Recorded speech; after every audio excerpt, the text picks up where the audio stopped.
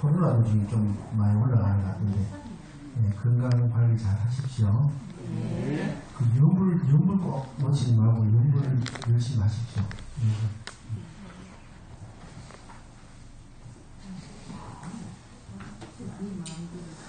오늘은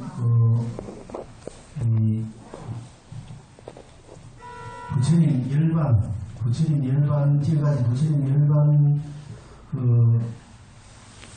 대해서 또 마지막 가르침에 대해서 본문을 했습니다. 그렇죠? 뭐 한 사람밖에 안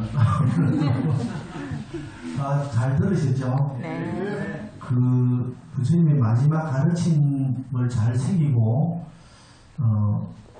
수행 잘 하고 있죠? 네. 목소리에 힘이 좀 없습니다. 부처님의 마지막 가르침은 딱 그 제일 마지막 가르침은 중요한 건 한 가지지요, 그죠? 뭡니까? 그렇죠. 불방일, 겨지 말고, 방일하지 말고,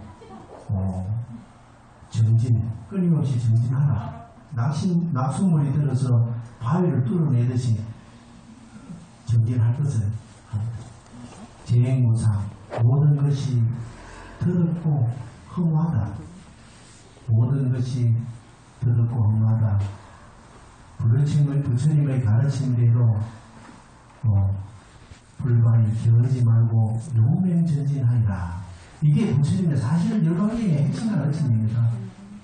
네, 그게 이제 부처님의 가르침은 우리가 다음경 니까의 반니오경 같은 경우는 마지막 그 부처님 반열반 되실 때 그 상황을 좀 아함경에서 추가했는 부분이 있어요. 추가했는 부분이 있고 또 따로 분리해서 이제 열반경, 대완열반경이라고 해서 따로 분리해서 이제 조금 많이 살을 붙여서 보통 열반이라고 하면 반열반에 드시기 전에 보통 하루 전에 보통 돌아가시 직전에 며칠 전에 이제 쭉 그런 상황을 하는데 실제로 대반 열반경의 상황 그 경력은 굉장히 두꺼워지면서 많이 첨가가 되어 있습니다. 그래서 3개월 전부터 부처님께서는 반열반에 드실 것을 선언하셨거든요. 그거는 쿠시나가라가 아닌 바이샤리에서 이미 나는 3개월 뒤에 열반에 될 것이다 하는 선언을 하십니다. 그러면서 그 쿠시나가라를 향해서 이렇게 가시는 과정, 그리고 마지막 열반에 드시고 다배를 하고 그 사리를 나누는 과정 쭉 했는데 좀 이제 오늘은 그걸 전체적으로 한번 이렇게 정리를 하고 마무리하고 그 다음에 열애장사상 대승불교의 기본이 되는 근본이 되는 열애장사상을 공부를 하도록 하겠습니다. 이제 마지막으로 우리 부처님께서 바이샬리 대림 중각 강다 마바나 대림이죠. 마바나 하면 큰 숲 마바나 큰 마 크다 바나 대림입니다. 중각강당 중각강당인데 무거울 중자 더불어 중자도 되거든요. 근데 중각강당이라는 것은 우리말로 하면 2층 강당을 옛날에는 2층이 잘 드물었는데 이 바이샬리 그 대림 정사는 2층으로 되어 있어요. 그래서 중각강당이라고 많이 나오는데 여러분들이 이제 이렇게 경리를 읽어보다 보면 이해를 못할 때 중각강당이 뭘까? 그럼 2층이라는 말입니다. 네. 거기에서 이제 한 달 정도 우기한 거, 그랬던 인도 같은 데 비가 많이 오기 때문에 우리 이게 북방불교에 오면서는 보통 한거나 동안거 하잖아요. 너무 더울 때, 너무 추울 때는 이동하지 않고 공부에만 집중하는 거죠. 결제, 안거 이렇게 하는. 그리고 인도는 비가 많이 오니까 우기안거, 비 많이 올 때 이동 안 하는 거예요. 그럼 땅에 산도 별로 없어. 그러니까 질퍽해요. 그러니까 우기안거가 딱 그래서 큰 동물이나 뭐 나무나 이런 비를 피할 수 있는 이런 곳에서 집중적으로 이제 수행하는 것을 이제 우기안거라고 합니다. 우기안거. 비가 비구자에다 기간을 할 때 있겠죠. 우기안거라고 하는데. 이해되죠? 우기안거. 그 상황마다 이제 틀리는 거죠. 그 지역마다 안양시가. 그래요. 거기서 이제, 우기안거 동안 부처님께서는 이미 죽을 고비를 넘깁니다. 거기에 이질, 심한 지금으로 생각하면 병이 이질병이죠. 이질을 심하게 앓으셔가지고 거의 막 죽을 지경까지 갑니다. 그래서 그 정도 막 이질이라고 하는 거하고 설사하고 개념이 틀리죠. 이질하고 설사, 장기 설사하고 어떻게 차이 날까요? 이질 설사라는 것은 이제 이렇게 장기 설사하더라도 장의 점막이 이 살이 떨어지지 나지 않는다. 이질이 되면 그 장의 그 피부, 그 점막이 떨어져 나오면서 피도 나오고 이렇게 나와요. 그걸 이제 이질이라고 합니다. 이 이질을 내가 옛날에 많이 죽었습니다. 요새는 막 아주 의료가 좋아서 많이 죽는데 이질을 이거 피설사를 한단 말이에요. 그러면서 이제 부처님께서 아주 고생을 하시고 그때 이제 그래도 이제 부처님께서 이 제자들을 사랑하셔서 비 오는 우기안거 때 제자들을 내가 열반에 드시면 이제 그 아무래도 참여해야 되니까 막 제자들이 움직이고 이런 비 올 때 참 불편하잖아요. 그래서 유수행이라 해요. 목숨을 늘리는 수행을 합니다. 유수행이라 해요. 유수행, 목숨 숫자 유수행을 하고 그때 이제 또 제서천이 내려와서 또 병안을 하고 그런 게 여러 가지 있는데 그래서 마치고 우기안거 마치자마자 바로 제자들을 다 부릅니다. 불러서 그때 마지막으로 이제 또 3개월 뒤에 나는 열반이 될 것이다 이렇게 이제 선언을 하는 내용이 나와요. 그것도 우리가 잘 알고 있는 그러니까 3개월 전에 이제 한 얘기입니다. 이게 직전이 아니고 자귀법기, 자등령, 법등령 이 많이 들어보셨죠? 내가 열반, 반열반을 들고 나면은 너희 제자들은 자기 자신을 의지로 삼고 진리를 의지로 삼아라. 자기 자신을 등불로 삼고 진리를 등불로 삼아라.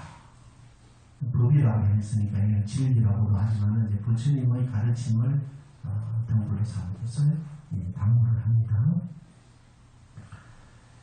그리고 이제 여기 이제 바이샬에서 이제 이 안거를 마치시고 나서 쿠시나가르로 가기 전에 개정의 사막을 여기서 설하십니다. 개정의 사막이라고 하죠. 이게 바이샬리가 중요한 것입니다. 그러면서 재행무상 불방일 전진 만들어진 것은 결국 열애라는 것이 그러므로 너희들은 결을 피지 말고 전진하여 수행을 완성하여 3개월 후 열애는 열반이 될 것이다.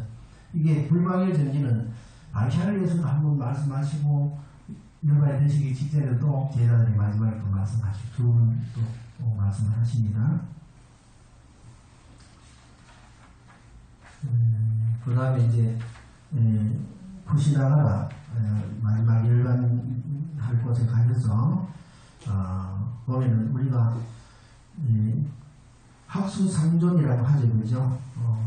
학수상존 이게 이제 백학할 때 학입니다. 흰학할 때 학수 나무 숫자 이제 부처님 반열반에 들으실 때는 사라상수나무 두 그리 사알나무 또는 사라나무라고 하는 그 사이에서 이제 반열반에 들으시는데 그게 부처님 이제 자리를 잡으시니까 때가 아닌데 이제 사알나무에서 이제 흰 꽃이 피고 꽃비를 내립니다. 그게 이제 이 제자들이 하루 이제 신기하니까 부처님께서 말씀하시죠. 아난다여 이제 흰 꽃이 내리는 거고 이제 천인들이 부처님의 열반을 맞아 마지막 공명을 올리는 것이다 이렇게 말씀하시고 아난다여 이것은 제일의 공양이 아니다. 열애에게 올리는 제1의 공양은 열애의 가르침에 따라 수행 전진하는 것이다. 이 말씀을 하십니다. 부처님께 올리는 제1의 공양은 천인이 올리는 꼭 공양도 아니고 뭐라고요? 부처님의 가르침에 따라 열심히 수행하는 것이 최고의 공양입니다. 부처님은 진심으로 바라는 것은 이것이에요. 내가 가르친 그 법에 따라서 열심히 수행할 것을 부처님께서는 원하십니다. 그리고 왜 이 외진 곳에서 열반을 맞이하십니까? 하는 그 아난다 또는 제자들의 그런 좀 불만에 대한 답을 하십니다. 이곳에서 열반이 되면 왕이나 왕족뿐만 아니라 서민들도 신분에 관계없이 누구나 나를 마지막으로 칭견할 수 있다. 새나 짐승들까지도.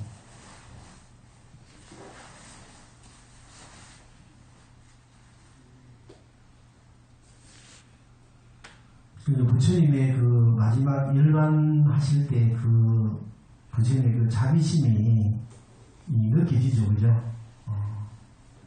이 처음인들은 이 쿠시나가라 왕성이라는 말라족이 이제 왕족인데 거기에 들어가면은 처음인들은 못 들어가는. 이 통일신라 시대 때도 귀족 불교가 돼가 아예 처음인들은 절에도 못 들어오는 게 막고 있단 말이에요. 이게 결정적으로 이 불교가 망했던 조선으로 넘어간 유교가 성행하게 됐던 바로 그 큰 이유입니다. 귀족 불교로 가면 역사적으로 기독교도 마찬가지입니다. 그 예수와 대비되는 한 사람이 있었는데 그 사람은 이제 왕이나 그런 귀족들을 상대로 포교를 하고 했던 사람이 있어요. 그 사람은 결국에 이제 이 예수에게 지는 거죠. 전도를 포기해서 지게 됩니다. 결국 귀족 불교로 가면 귀족 종교로 가면 결국 망하게 되어 있습니다. 항상 서민 불교가 되고 서민 종교가 돼야 살아날 수가 있는 거죠. 이게 이제 처음인들도 신분에 관계없이 누구나 나를 마지막으로 칭견할 수 있다. 새나 짐승들까지도 이게 이제 무정물한테도 이런 또 큰 또 이런 자비를 베푸죠. 새나 짐승들까지도 이렇게 배려를 하십니다. 부처님께서 이게 부처님의 마음이죠.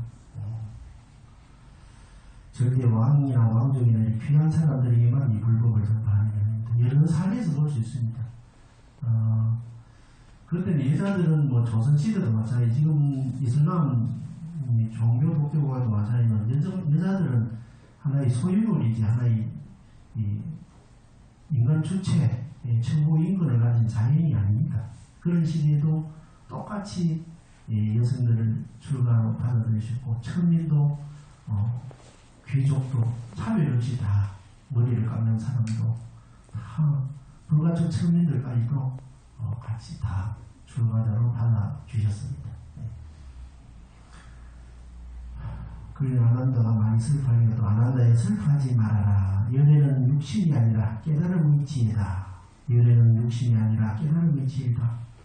육신은 비록 너희 곁을 떠나지만 깨달음의 지혜는 영원히 너희들 곁에 남아 있으리라. 그렇습니다. 이 깨달음의 지혜, 부처님의 지혜, 깨달음의 지혜. 법화경에 이제 보면은 우리 부처님께서 출생하신 그 큰 이유에 대해서 밝히고 있죠. 계시오익이라고. 이거 뭐냐? 이 부처님의 밝은 지혜를 개, 10개자 열어서 보여주고 볼 십자, 그죠? 계시, 깨닫게 해서, 그 부처님의 지혜를 들어오게 하려는, 그게 이제 이 부처님의 큰 출생하신 그 이유죠. 그죠? 그리고 부처님의 여기 깨달음의 지혜라고 하신 것은 바로 그 법화경에 바로, 깨달은 부처님의 지혜로, 중생들을 갱시 오입하게 하는 그런 큰 그 뜻과 같이 연결이 됩니다. 이게. 또 부처님 이 살아계실 때는 그 부처님을 생각했는데 부처님 열반이 되신 우리 누구를 생각해야 합니까? 무엇을 생각해야 합니까? 하는 그 질문에 사성지를 생각해라 라고 부처님께서 말씀하십니다. 부처님이 생각할 때 무엇을 생각하느냐? 열애는 여기에서 태어나노라. 태어날 때의 모습은 이러하노라. 열애가 여기에서 성도했노라. 성도하실 때의 모습은 이러했으며 성도는 이러한 내용이니라. 부처님께서 이곳에서 처음으로 슬법했느니라. 슬법의 내용은 이러하니라. 부처님께서 이곳에서 열반에 들었느니라. 열반 때의 모습은 이러하니라. 말씀하셨죠. 사성지 부처님이 태어나시고 성도하시고 조선 법륜하시고 또 열반에 드셨던 이 사성지를 생각할 것을 부처님께서 제자들한테 당부를 하셨습니다. 부처님의 그 일대기를 쭉 태어나신 것부터 열반까지 쭉 보시면 공부를 해보면 그 하나가 부처님의 일대기가 하나의 부처님의 가르침이에요. 아주 깊이 이렇게 사유하면서 한번 쭉 보시다 보면 참 대단하십니다.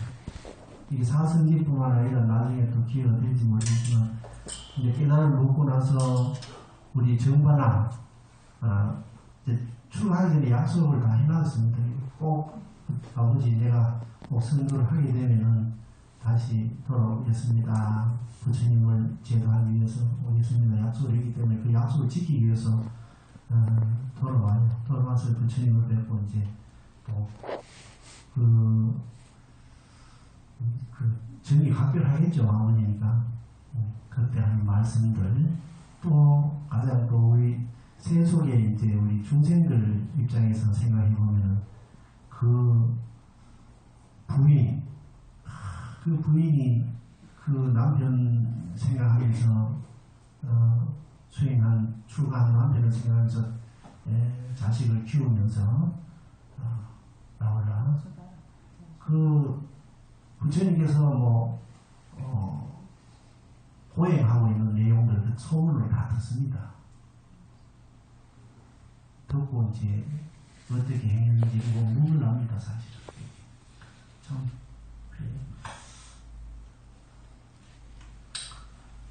그리고 하나님 부처님께 열반이 되신 우리는 누구에게 의지해야 됩니까? 그러니까 사년체에 의지하라 그랬습니다. 사년체에 계속 반복을 많이 했죠. 사년처 관신부정 관수시고 관신무상 관법무아 관신부정 이 몸을 있는 그대로 가는 몸은 관하면 몸은 깨끗하지 않다. 관신부정 이 느낌을 있는 그대로 가는 이 느낌은 호임을 알아라.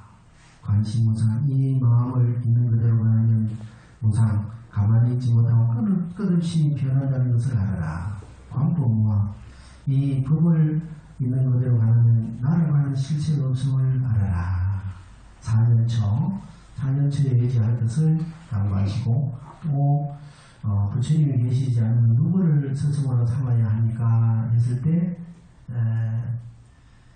개를 스승으로 삼아라. 이게 위사라. 스이자 개로서 위 하위자 스승으로 삼아라. 이게 위사 이렇게 말씀하시고요.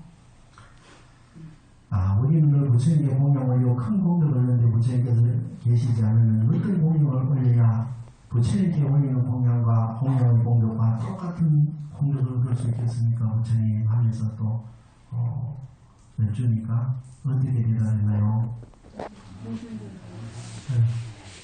첫 번째 급하게 뭐냐 배고파 죽겠어. 배고픈 자에게 먹을 것을 주어서 배부르게 하라. 첫 번째입니다.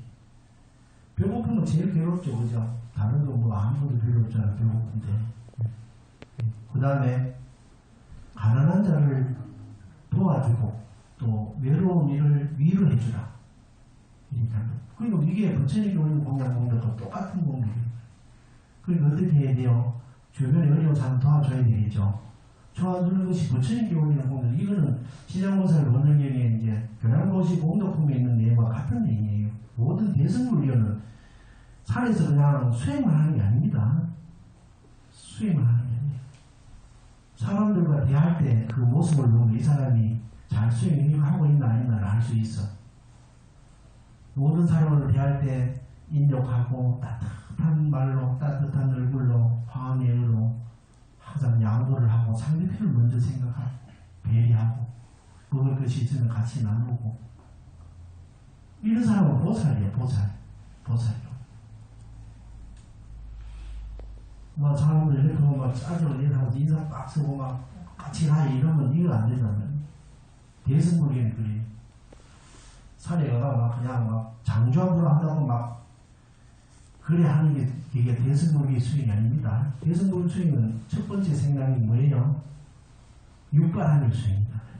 육바람일 첫 번째가 뭐예요? 보시입니다. 대승불교는 소승불교가 완전히 다르답니다. 그 소승불교는 아라를 구경가고 보지만 대승불교는 어디에요? 붓다, 성불을 구경가고 봅니다. 이게 엄청난 차이입니다. 그 수행 방법도 완전히 틀리죠. 보현십계행원, 사서법, 사무량심, 삼종심 제가 귀에 모시고 하는 게 바로 그게 대승불교의 수행법을 가르쳐주는 거예요. 얘기하는 거란 말이에요. 제가 자주 얘기하죠. 항상 공양할 때 출근할 때 그 얘기 나오잖아요. 그게 수행입니다. 사마타 사실의 수행 중에도 보면 자비, 희상, 네 가지 거룩한 마음이 수행이 됩니다. 주제가 돼요. 다른 사람을 자애한, 항상 자비롭게,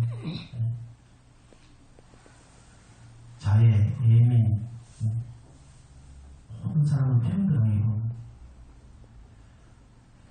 그 다음에 남이 잘 되는 것을 같이 기뻐하고 남이 힘든 일이 고통하는 일이 있으면 같이 가슴 아파 동체되고 그게 대승불교 수행입니다. 이게 우리 친구들 내가 한 번씩 쭉 살때 보면 막 목소리 올라오고 이 안에 이 기본 아닌 거예요. 이 대승불교 수행이 안 되기라니까. 경전 보는 게 중요한 거 아니에요. 마음 자세가 바로 돼요. 그 집안에서도 마찬가지고 이 지옥 중생들하고 막 서로 배우자 막 마음속으로 깔보면 안 된단 말이에요. 알았죠? 네. 다 열애장을 갖춘 위례의 부처입니다. 위례의 부처. 이게 대승불교의 근본이다. 열애장 사상들. 빠르고 늦을 뿐이지 누구나 다 보살들 붙어야 될 분들이다. 그 도반이나 가족이나 주위 사람들 심지어 노숙자나 이런 보더라도 들고 있죠. 위례의 부처님인데 복을 못 지어서 이렇게 고통받고 있구나 하는 그런 마음이 기본 돼야 되는 거예요. 그게 대승불교의 수행자의 부처님의 아들, 딸의 기본 마음이라는 거예요. 여기 오신 분들은 다 그렇게 하고 있죠? 네.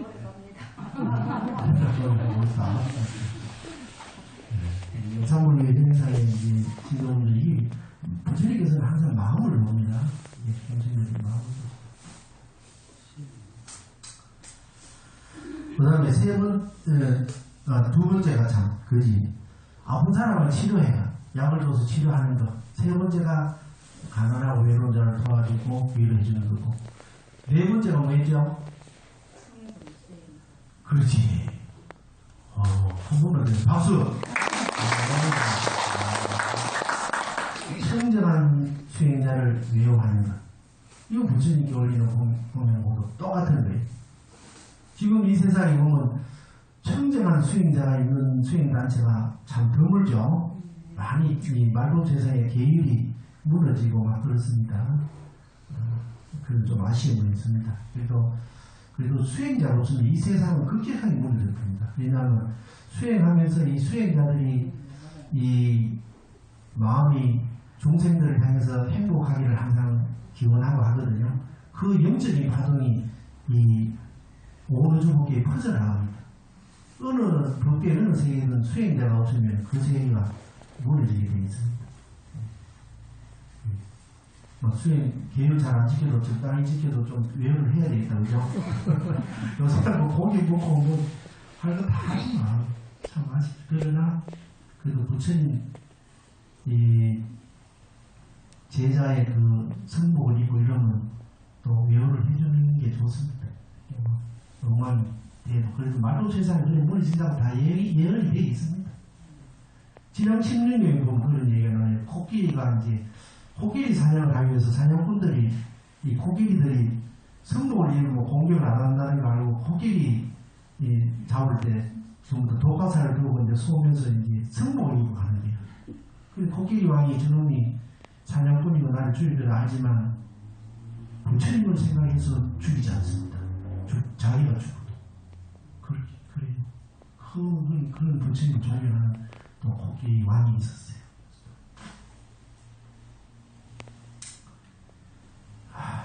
그렇습니다. 그 다음에 우리가 이제 이 출가 제자들이 부처님 이제 반역을 넣으시면 이제 다윈은 어떻게 하고 이제 어떻게 우리말로 한 조상치를 어떻게 해야 되는 좀 막 걱정하고 부처님 말을 여쭤보니까 부처님께서 실체 수행자들은 출가 제자들은 다윈 신경 쓰지 말 것 그걸 얘기하시고 제가 신도들이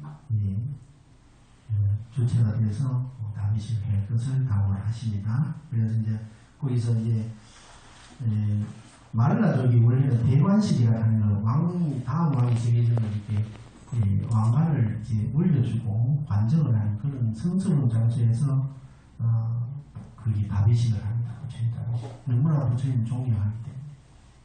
그래서 다윗에서 그 사리를 그때 막 그 여러 나라에서 부처님의 사리를 얻기 위해서 와가지고 막 전쟁이 일어날 직전이 돼서 그래서 그때 이제 아주 그때 조금 지혜로운 도나바라문이 이제 중재를 해서 8개의 또 나눴습니다. 샤카족, 부처님 말씀 샤카족, 라마말의 꼬리족은 이제 샤카족과 주로 혼인관계로 있는 그런 이제 마야무이나 다 그쪽이구나. 꼬리족. 원래 같은 족인데 갈라졌죠. 샤카족과 꼬리족이.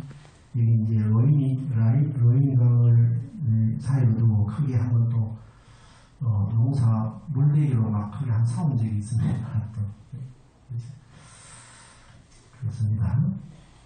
샤카족, 라마말의 꼬리족, 바이샬리, 리차비족, 마가다고 왕사선의 그 아자타사투왕, 아사시 왕이라고도 하죠. 호살로 사위선 구시 나가라서는 말라죠. 이쪽은 8나라에서 왔기 때문에 8분도 합니다. 8분을 하고요. 그 다음에 도나바라고는 그 사리를 담았던 그 항아리, 그 다음에 뒤늦게 왔는 한 나라는 그 재를 가져갑니다. 그래서 이 세계는 10개의 부처님 탑이 생기는데 8개의 사리 탑과 이제 하나의 항아리 탑, 그 다음 제탑이 이렇게 해서 이제 10개의 탑이 생기고 그 후에 인도에 이제 아쇼카 왕이 나옵니다. 200년 후에 불멸 후 부처님 반역을 드신 200년 후에 이제 칼린가 전투라는 아주 유명한 전투를 끝으로 천인도를 통일한 아쇼카 왕이 나와서 이 아쇼카 칼린가 전투 끝에 이번에 인도라는 너무나 많은 사람이 죽어 있는 것을 보고 슬퍼해서 이게 무력으로 이 세계를 통일해서는 안 되구나. 부처님의 풀법으로 통일을 해야 되겠구나 해서 이 많은 곳에다가 부처님의 큰 발자취가 남아있는 곳은 모두 다 사리탑을 세우고 그 사자 그 석상에 있는 그런 큰 기둥을 또 세워서 부처님의 일대기를 다 기록을 합니다. 낱낱이 기록합니다. 부처님께서 여기에서 어떤 수행을 하셨고 뭐 이런 쭉 어떻게 태어나셨고 뭐 쭉 이런 거 하나도 없이 다 기록을 해놨어요. 낱낱이 기록. 그게 이제 84,000사리탑이라고 하는데 그 8개의 탑에서 끄집어내서 이제 그렇게 많은 하나씩 뭐 사리 하나씩만 해도 이렇게 해서 이렇게 84,000탑이라고 하는 그런 많은 탑을 이 서양에서는 이 동양 문화를 무시하면서 이게 이 부처님 같은 위대한 이런 성장을 인정하지 않습니다. 이게 사람이냐 이게 한번 생각해봐요. 포살라고 사위성 거기 망고동산 같은 데서 천불 화년 망고 씨앗을 큰 나무를 갖다가 열매가 한 1000년 이게 수천에 나오도록 만들어버리고 그 열매에 다 서가모니 부처님 화신물을 놔두어버려. 거기다가 그 천불 화면이라고 그럽니다. 거기에서 그치지 않고 그 공중에 떠서 이 상반신은 불이 나오기도 하고 물이 나오기도 하고 또 하반신은 물이 나오고 불이 나오고 모공에서 전 무량광이 나가고 지금을 보면 폭죽놀이 하는 것처럼 그렇게 전도를 해버린다. 그리고 3개월 동안 사라집니다. 사라져서 이제 도리천에 와서 그 어머니를 위해서 도솔천에서 내려오신 어머니 도리천을 내려오신 어머니를 위해서 화엄경을 도설하시고 그 어마어마한 신동을 보여주시는 거예요. 대단하죠. 그리고 누가 감히 그때는 부처님의 위시를 대하는 사람이 없어. 외도를 하더라도 그 정도 될 수가 없는 거예요. 그런 어마어마한 부처님의 위시입니다. 그리고 뭐 전법이 저절로 되는 거죠. 그래서 이제 그 이병용 강의 그 기록들을 쭉 나오는데 서양에서는 처음으로 인정을 안 해. 실제로 영어의 원료도 라틴어지만 라틴어의 원료는 사실은 산스크리트입니다. 이 놀라운 사실들이 있습니다. 나중에 이 유물이 막 나오면서 지금 이 놀라운 일들이 발견되고 있어요. 그게 흑피옥이라고 지금 중국에 보면은 적분초, 이 동이족의 그게 유물에 보면은 이 흑피옥, 사람 모양을 만든 흑색옥으로 만든 그게 흑피옥이 나오는데 거기 보면 영어 알파벳도 나와. 가나다라 기억이면 이것도 나와요. 숫자가 놀라운 일이에요. 이게 우리 세종대왕이 발견하더라는데 그게 아니라는데 놀라운 일들이 발견되고 있습니다. 그 유물들로 인해서 이제 이 세계 고대사가 다시 재정이 되게 되어 있습니다. 놀라운 일들이 있습니다. 그리고 서양 사람들은 이거 동양인 무시하고 하면서 이런 거 인정을 안 했는데 어떻게 인정할 수밖에 없느냐. 아쇼카와 그 석주 그게 기록된 내용들은 인정 안 할 수가 없는 거예요. 이게 사실이구나. 네. 그걸 발굴한 사람이 영국 사람이에요. 그리고 부처님은 역사 속의 실존 인물로 크리하이어 크리피로서 인정을 해줬습니다. 이 몽골의 이 칸, 대칸, 그 역사도 그 대모친 징기스칸의 그 역사도 인정하니 지금 한 100년 100년밖에 안 돼요. 인정 안 해줬어요. 부처님을 이제 아쇼카 석주로 인해서 인정하게 됐다. 이 다미탑이 굉장히 중요한 거죠, 그죠?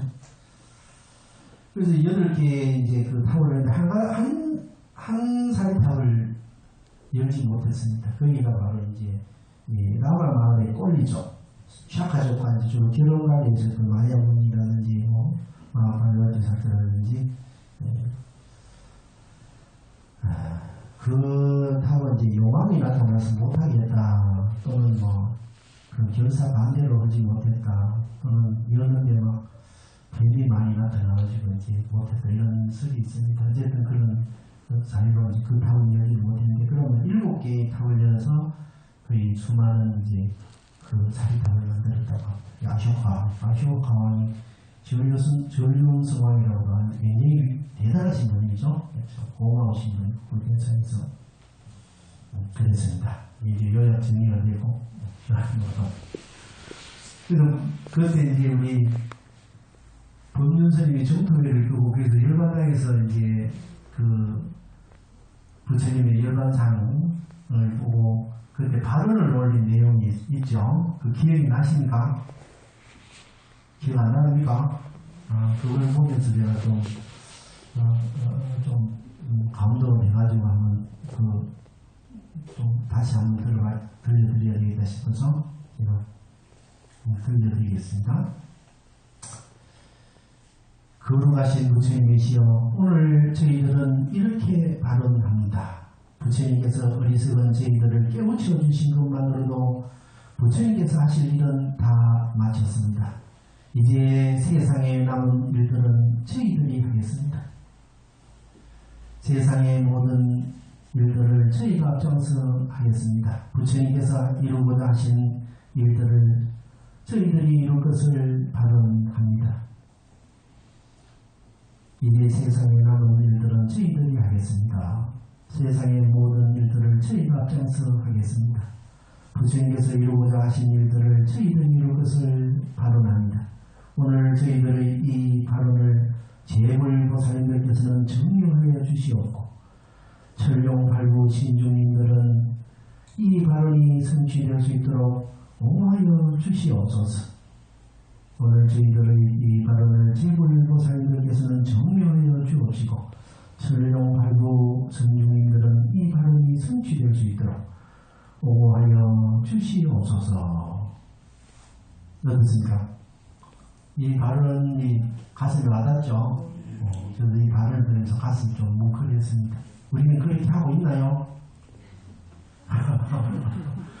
우리는 부처님의 마지막 이 사람이 죽을 때 제일 보면 진실되고 간절하잖아요. 그죠? 자식들한테 유언이라든지 이런 거 보면 그런데 부처님의 마지막 유언은 더 특별하죠. 더 특별하다. 부처님의 이 마지막 유언을 가슴에 새기고 부처님의 아들 딸로서 수행자로서 잘 부처님 가르친 대로 열심히 게으르지 말고 용맹정진할 것을 우리 같이 발언하도록 합시다. 그렇게 하시겠죠? 네. 큰 박수.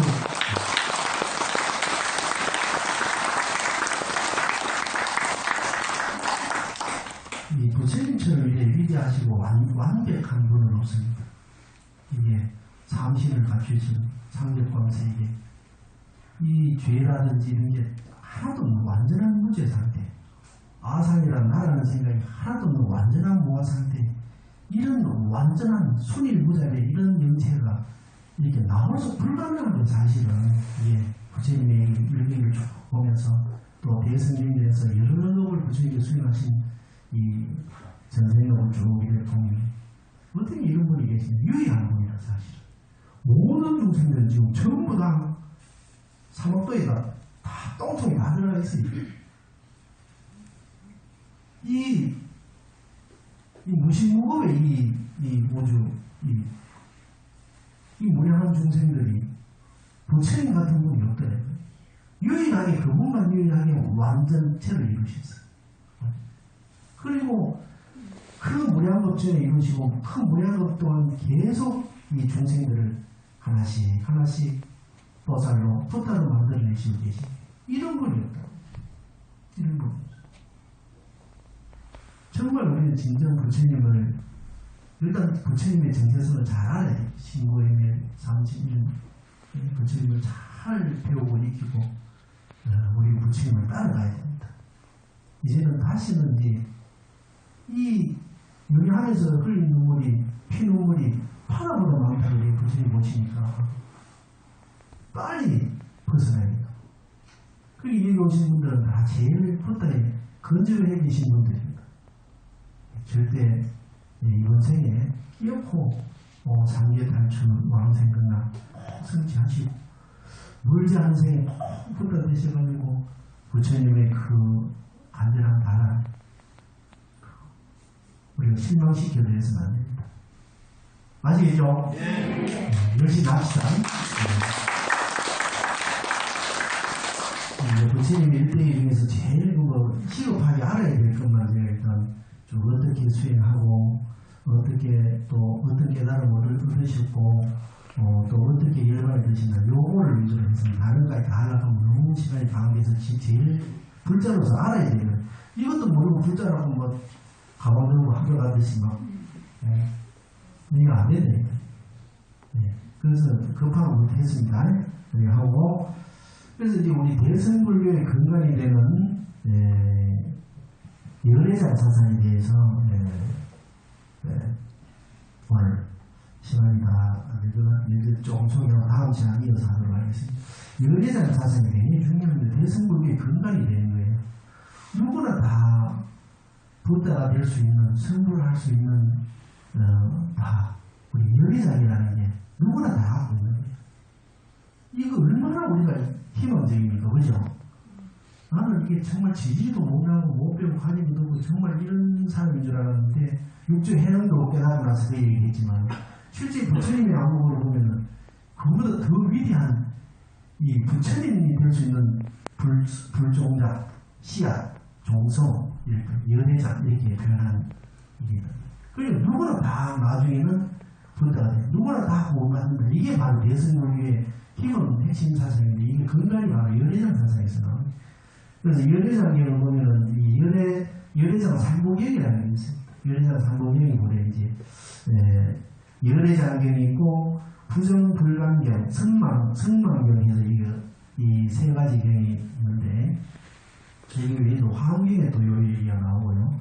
광경에 나온 얘기도 이게 일맥상통한 것들이 많이 나옵니다. 내용들이. 그래서 잠깐 소개해 드리도록 하겠습니다. 열애장 사상, 인간은 본래 마음속에 열애가 될 가능성이 열애장, 불성을 갖추기 위해서 모든 사람은 열애가 될 수 있다는 것을 중심으로 하는 사상입니다. 대승불교의 가장 중요한 기반입니다.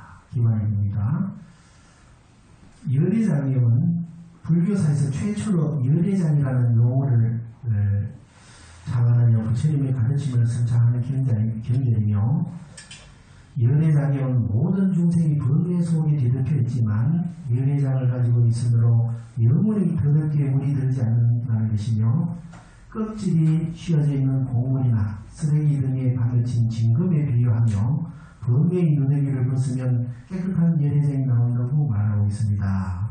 이게 쓰레기 등에 가르친 금, 황금, 진금 또는 껍질에 뒤덮여 있는 곡물 또는 망고를 많이 비유를 해놨으나 망고, 씨, 껍질에 이제 과육에 덮여서 있는 망고 씨를 또 비유를 하기도 하고요.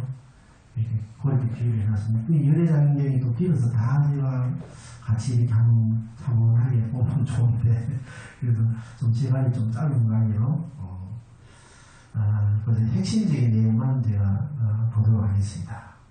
이 열애장경은 세종께서 승가하신 뒤 10년 뒤 세존을 모시고 영축산에서 법회를 시작하는 광경으로 시작되며 금강해보살이 묻고 세존이 열애장에 관해 답변하고 있다. 그리고 세존은 많은 보살들 중에 상스러운 기술을 시행하는데 연꽃의 꽃잎에 헤아릴 수 없는 많은 화분이 앉아 계시는데 연꽃은 순식간에 시도를 보이지만 화분은 변화없이 그대로 앉아 계시는 기력을 보여줍니다. 그러면서 이제 법문을 하십니다. 열애장의 핵심에 부처님께서 말씀하셨다. 선남자야 부처가 만든 무수한 연꽃이 허련히 시들고 우량한 화분이 연꽃 안에 머물고 상호를 작업하고 결론하자 하고 그 큰 광명을 놓는 희화을 대중이 보고 공격하지 아니할 수 없다. 이와 같이 선남자야 내가 부처의 눈으로 일체 중생을 보니 탐욕과 성명과 내성의 여러 번뇌 가운데 열애의 지혜와 열애의 눈과 열애의 몸이 있어 결과의자하고 엄연하고 움직이지 않는다. 부처님의 눈으로 보니까 이 탐욕과 성명과 내성은 여러 번뇌 가운데 이런 열애의 눈과 열애의 지혜와 열애의 눈과 열애의 몸이 있어 결과의자하고 엄연하고 움직이지 않는다. 선남자야 일체의 중생은 여러 세계의 번뇌의 몸 가운데 있다 해도 열애장이 있어 항상 오염됨이 없고 덕상을 갖춰서 나와 같으며 다름이 없느니라.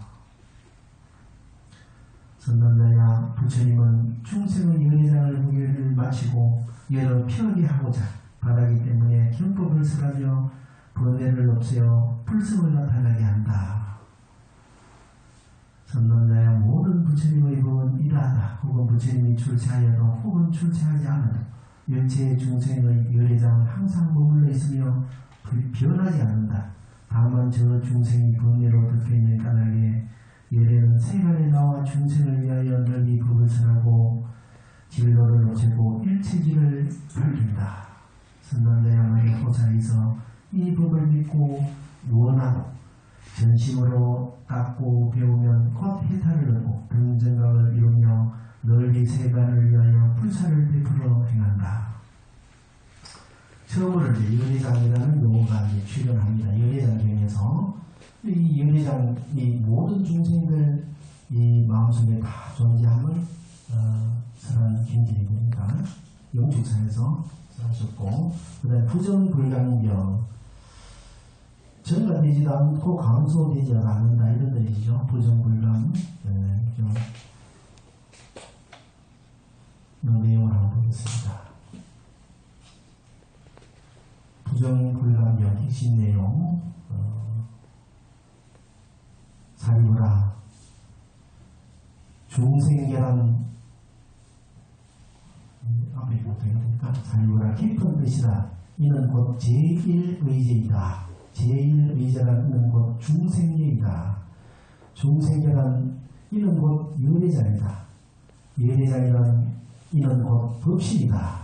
이 중요한 얘기가 나오죠. 유례장이란 곧 법신이다. 이 얘기 나와요. 좀 느낌이 있을 겁니다. 잘 들으면서 한번 사유를 해보세요. 잘 생각을 해보시라고. 중생계란 이는 곧 열애장이다. 열애장이란 이는 곧 법신이다. 사리부라. 이 열애장이 어떤 형태로 있는가에 대해서 세 가지 형태로 중생, 보살, 붓다 이 세 가지 형태로 열애장이 어떻게 존재하는가를 세 가지 형태로 이렇게 설하고 계십니다. 잘 집중해서 들어보세요. 부정불강경이 제가 봤을 때는 제일 열애장에서 제일 잘 해놓으신 경전인 것 같습니다.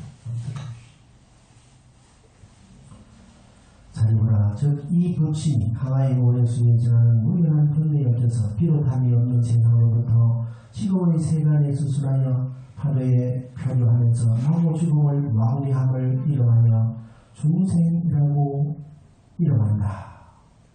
이 법신이 이 열애장이 무변한 번뇌에 얽혀가지고 끊임없이 이렇게 나고 죽음 왕래함을 중생이라고 합니다.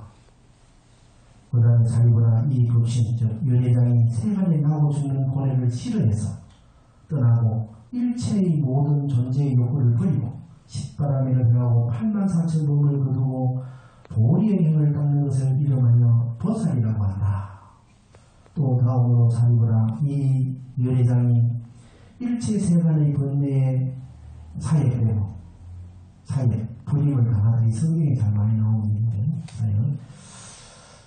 번뇌의 사에 되고 얽힌 것을 떠나고 일체의 괴로움을 지나고 일체의 번뇌의 때를 떠나서 청정함을 얻고 희한의 청정함으로 가운데 머무르고 일체 중생이 원하는 땅에 이르고 일체의 경계 중에 구경을 통달하여 다시 뛰어난 자가 없으며 일체의 막힘을 떠나고 일체의 걸림을 떠나고 일체의 것 중에서 자세한 힘을 얻는 것을 이름하여 열의 원공 정된지라고 한다. 이 까닭에 살보라 중생계를 떠나지 않고서 법신이 있고 법신을 떠나지 않고서 중생계가 있는 것이다. 중생계를 떠나지 않고 열애장이 있고 열애장을 떠나지 않고서 중생계가 있는 것이다. 그러므로 중생계는 곧 열애장이며 열애장은 곧 중생계이다. 박수 안 나옵니까?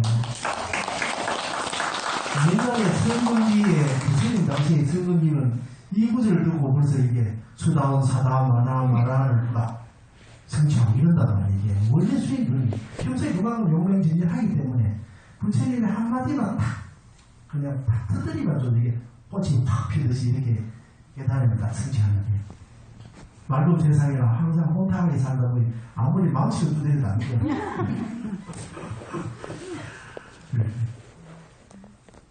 항상 부처님의 그 교학이 단만우사티가 되어 있는데 단만우사티는 단어를 앞으로 부타누사티, 단만우사티, 사만우사티가 항상 이게 되어야 되는데 그건 안 되고 항상 본래 명상이 막 마음속에 휘몰아치니까 다 안 터지네 잘. 이 듣는 순간에 박수를 치고 막 팔이 용약해야 되겠어. 그 정도로 중요한 거지. 이게 바로 반야신경에 나오는 적적시고 공적시 이 세 개의 이게 다 연결된다. 조금 그래도 조금 아련하게 느낌이 싹 와닿지. 막 빡 깨지지도 않아요. 그렇습니다. 그렇습니다. 굉장히 그 중요한 얘기입니다. 그리고 승망경은 이제 육바람일 이 성만 부인이 이제 우리 유마일계에는 청신사 남자 대가신도 중에 이제 부포도 하시니까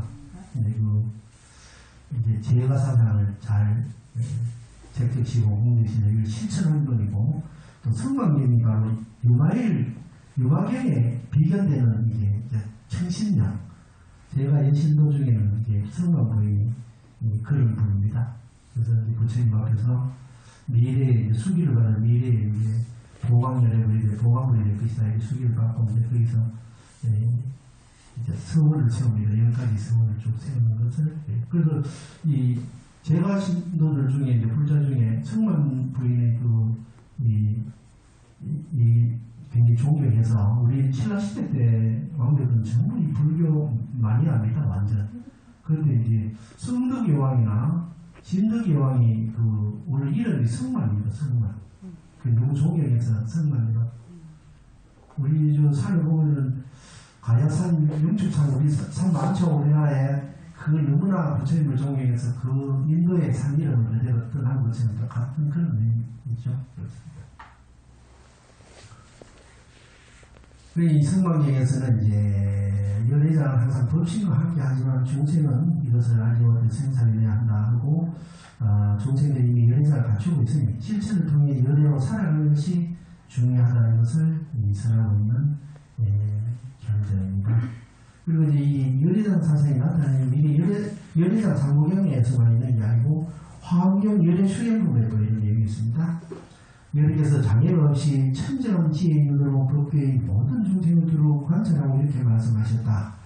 이상하고 이상하도다. 중생들이 연예의 지혜를 부족하고 있으면서도 어째서 어리석고 미혹하며 알지도 못하고 보지도 못하는가. 내가 마땅히 성인의 도로 가르쳐서 흠망한 생각과 실천을 영원히 여의고 자기의 몸속에 연예의 광대한 지혜가 부처와 같아 다름이 없음을 보게 하리라. 이렇게 전하고 계십니다. 이 연회장 사상이 여기 들어가 있는 건지 알겠죠? 우리 대답을 해주시죠. 아무 생각이면. 그러니까요. 그리고 자기 자신을 비하면 안 된다니까. 나중에 그 미래세에 다 미래불이에요. 미래불. 나를 무식하고 못 배우고 가진 것도 그런 게 아니라 그렇게 생각하는데 연회장 사상에 위배되는 발언입니다. 우리는 미래의 부처님이 된 미래불이야. 그러니까 나도 그렇게 존중하고 도가들도 그렇게 존중하고 주위의 모든 사람을 그렇게 존중할 것을 대선국에서는 설하고 있습니다. 그래야 되겠죠? 네. 부처님 가르치는 얘기예요. 자기를 비교하면 안 돼요. 육조해는도 그렇게 깨지고 보니까 정말 이 불사신이다. 무량하고 이 지혜가 살아있는 이 위대한 그러니까 나무꾼에게는 공부도 뭐 해봐 깨달음 계속 적어내라 해도 하자를 몰라가 못 적어낸다. 그러니까 하자 아는 사람한테 내가 불러줄 테니까 좀 적어도 이랬잖아 말이야 이게. 그게 자기 자신이 얼마나 이놈 팔자를 완전히 들었고 배운 것도 없고 그린가 그걸 비하해도 그렇지 않다. 열의장 가서 그렇지 않다를 가르쳐주는 거예요. 열방은 대만 열방에도 마찬가지로 결론은 누구나 다 불다가 될 수 있다. 천재까지도 불성이 없다고 하면 천재까지도 나중에 불다가 될 수 있습니다. 그리고 부처님께서는 모든 중생을 외아들 나홀라 같이 똑같이 사랑함을 이 대만 열방에 결론적으로 얘기하는 거예요. 그러니까 절대 자기를 비하하면 안 돼요. 미래의 부처님들입니다. 그리고 광무량수기에도 이 똑같은 내용이 제가 항상 얘기하는 얘기예요. 연불을 해야 되는 연불 성불, 연불 왕생의 원리 제가 노래처럼 불렀죠. 노래처럼 불러라 다 시켜놓은 시험 나중에 뛰어서 갈로 땅을 만들어 넣기 말이 방식을 맞춰볼까. 그러면 제가 항상 하잖아요. 제불열의 법계신, 제불열의 모든 부처님의 그 법계신, 부친이 이부 중생 신상중 모든 사람들의 마음속에 들어와 있어요. 그죠? 그러므로 식으로 여동 중생들이 마음속으로 신상을 하면 마음속으로 부처님을 생각하면 즉시 신시 이 마음이 30 이상 80 수용호라 30 이상 80종을 갖춘 부처님이 되어오죠. 흐름으로 이 시신 이 유불하는 이 마음 부처님을 생각하는 이 마음이 시심작불 부처님을 짓고 시심시불 유불하는 이 마음이 바로 부다다. 요 얘기가 나오잖아. 제가 항상 노래처럼 했죠. 대단해요. 혼자만 노래 부릅니다. 이 영불 해야 되는 원리, 영불을 해서 왕생등하고 성불하는 원리가 바로 이 관문행수경에 있는 내용이라는 거예요. 이게 핵심 내용이에요. 이걸 철저하게 알아야 돼요. 우리 마음속에는 열애장이 있고 열애장은 법품이다. 그러면 삼천대성의 모든 부처님의 법신과 이 우리 석가모니 부처님 석가모니 부처님의 법신이 온 우주 국계와 계합이 되어 있잖아요. 그리고 모든 중생들 안에는 다 이 법신이 있어. 그리고 우리가 조금만 노력하면 돼. 부처님을 생각하면 이 마음이 바로 육근을 갖춘 부처님이 되거든요. 그걸 계속 반복 습관을 시키면 어떻게 부다가 되는 거야. 이 박수 쳐야지. 이런 배울 같은 이 전문을 여기서 들을 수가 없는 거야. 현지사 정대선이만 해도 할 수 없지. 나는 이런 원리를 알기 위해서 굉장히 많이 수행도 하고 상의를 해서 모든 우리 대선님들 다 통달하지 않은 이런 얘기 나올 수 없는 거야. 그리고 대부분 이렇게 신도로서 이렇게 제의가 참석하는 이 공들은 어마어마한 거예요. 이거 지금 이런 내용을 어디서 들을 수가 없습니다. 다른 교단에는 이런 내용이 나올 수가 없는 거예요. 그 정단의 교단의 그 한계 때문에 이런 게 너무 나올 수가 없는 거예요. 이게 한 얘기를 아마 이게 녹음하고 계시죠? 좀 들려줄 겁니다만 잘 그걸 이거는 그 부처에서 법문할 때 잘 듣고 잘 생각하리라 이 얘기란 말이에요. 그냥 그거 듣기만 해도 안 돼. 그걸 잘 생각해서 사유화해서 완전히 내 거로 만들어야 돼. 체화해야 돼. 그래야 언제든지 어떻게 남을 포기할 때도 설명해 줄 수가 있지. 머릿속에만 마음속에만 백명이 돌지 한마디도 못하고 있잖아. 그래서 그 일을 왜 나가냐면 포기하려고. 이게 쓸데로 하려고 하면 다른 사람을 이해시키려고 하면 어떻게 철저하게 우리가 알아야 되잖아요. 그죠? 신해행정이라고 하는데 해자 지혜로서 했을 때지만 그게 완전한 이해가 돼야 이게 수능할 수 있고 그리고 행정이 되는 거예요. 화엄경을 이 네 가지 신해행정으로 열어나가 이렇게 보는 것도 있습니다. 그런 시스템도 있는데 신해행정이 되려고 하면 이 철저한 이해가 될 때 믿음도 지금 항상 노래처럼 제가 하잖아. 전생에 성근공도 고른 믿음은 영적인 광풍이 몰아치는 흔들려요.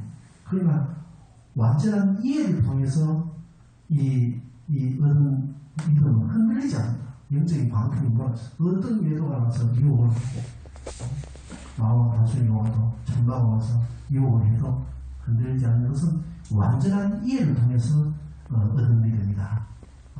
이해되죠? 네. 그렇습니다. 근데 오늘 조금 다 못해드려서 조금 아쉬운 점이 있는데 녹음하는 걸 이제 녹음소를 끄세요.